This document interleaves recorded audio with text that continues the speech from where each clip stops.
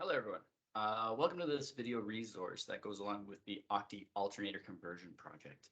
The resource was primarily developed for transportation technology teachers or courses, but given the skill sets that the students are going to use throughout the project, it can be used for other sectors. So students are going to be exploring energy conversion. They're going to be learning about electronics. They're going to work on their soldering skills. So as a result, really, they can be branched out to different other sectors. Teacher experience is not a factor in this. There's a step-by-step guide that's included with everything from pictures, like step by step, every single step of the way. So if you've never taken apart an alternator, don't fret. Everything is right there in detail.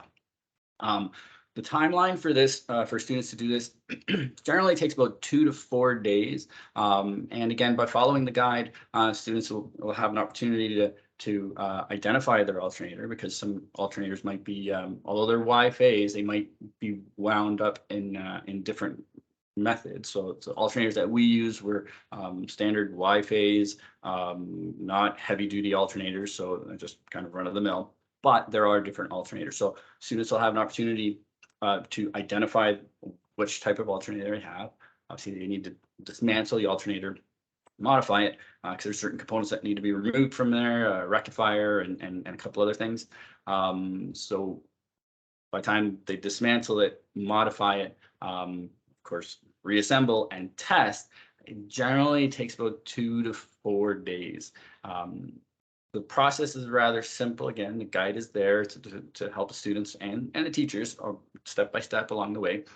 But there are a couple of considerations that maybe need to be taken.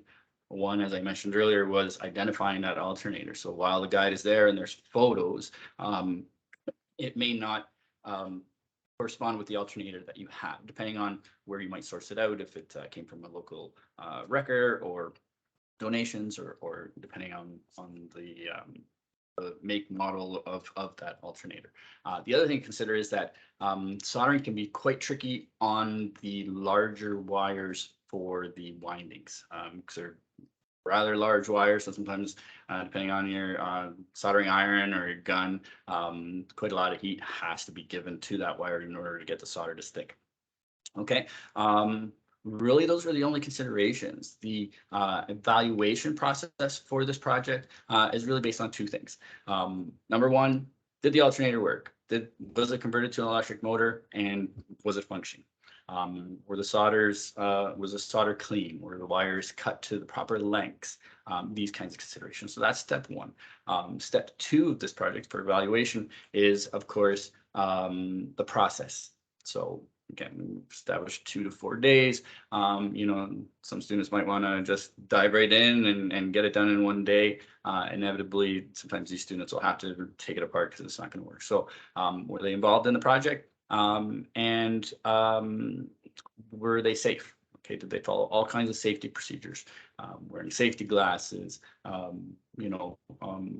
all these, whatever safety procedures that you have in your classroom. So really, those are the 2 evaluation criteria that are set up for the project. Certainly, that's no limitation. From there,